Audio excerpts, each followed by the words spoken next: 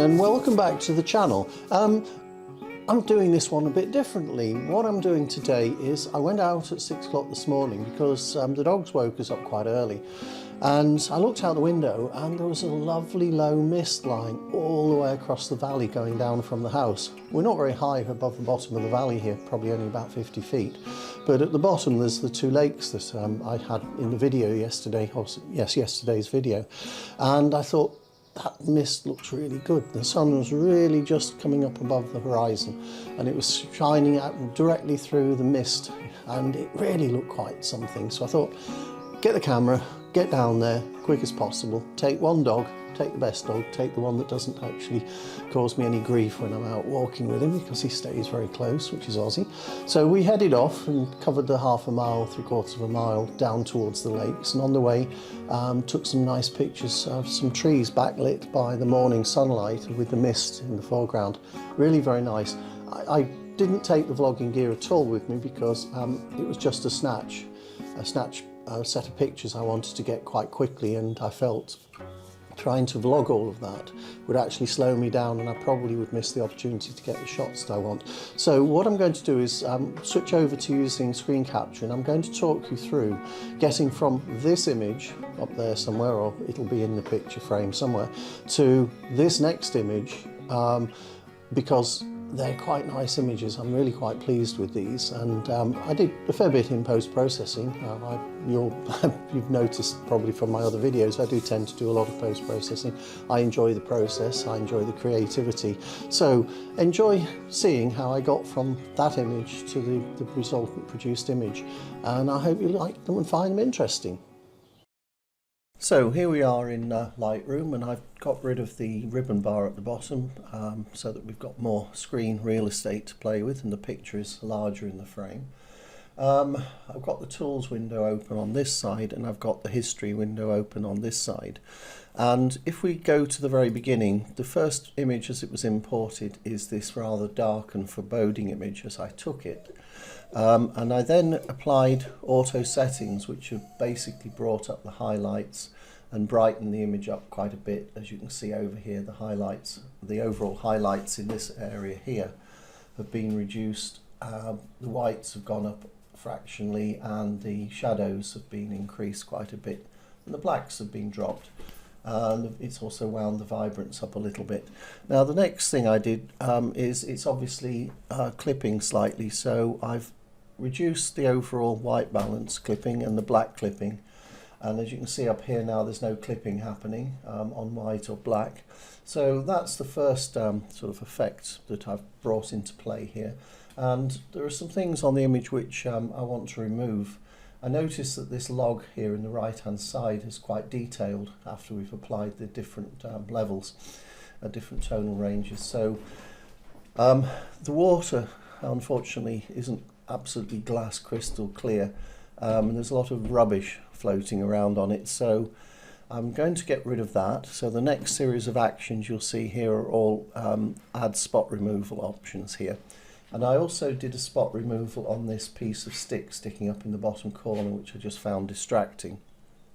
I do like this reflection here and this reflection here pointing into the image, and the branches in the top of the image pointing into the image. And I also deliberately incorporated this foreground information of the reeds here coming into the picture, and also the branches from this beech tree coming down and dropping in from the top. I think that all adds to sort of the focal point of the centre of the image here.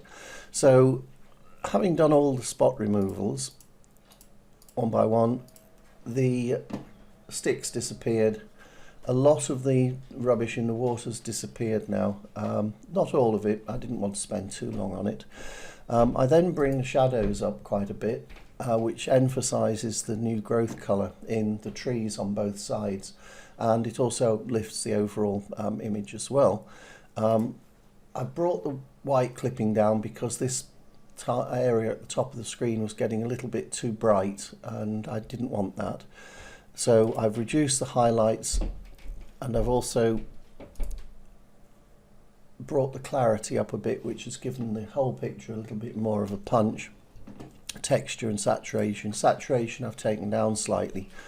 And I then put a vignette around the image, which again further emphasizes the focal point, which is this almost window that I've created by the framing of these different elements here.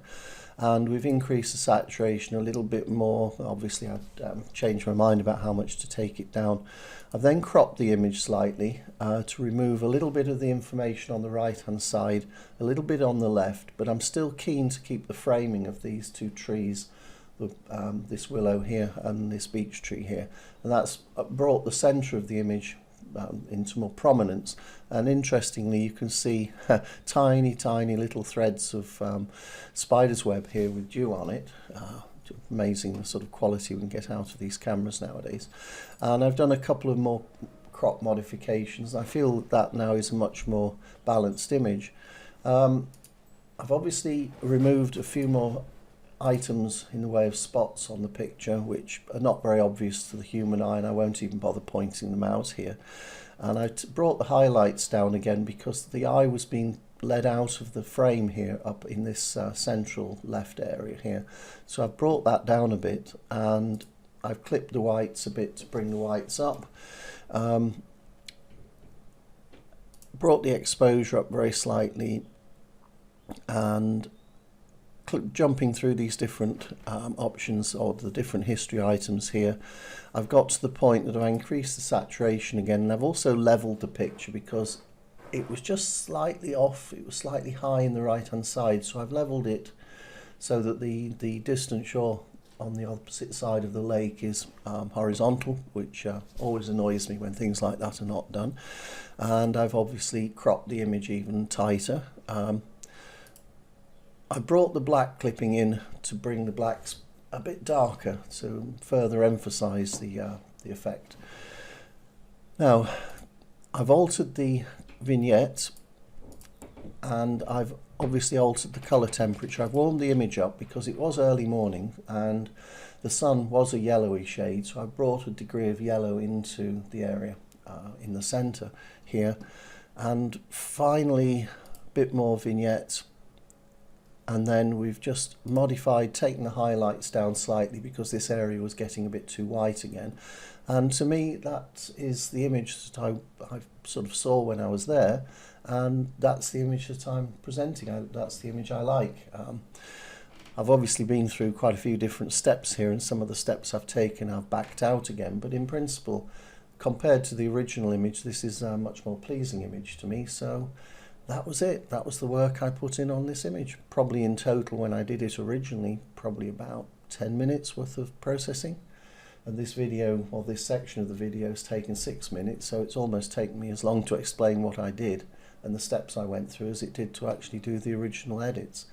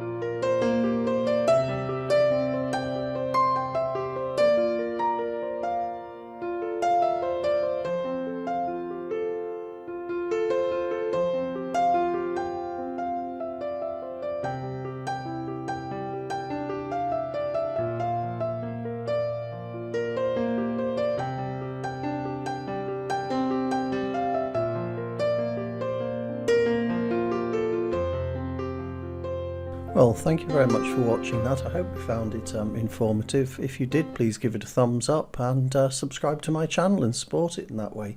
Thanks very much for watching.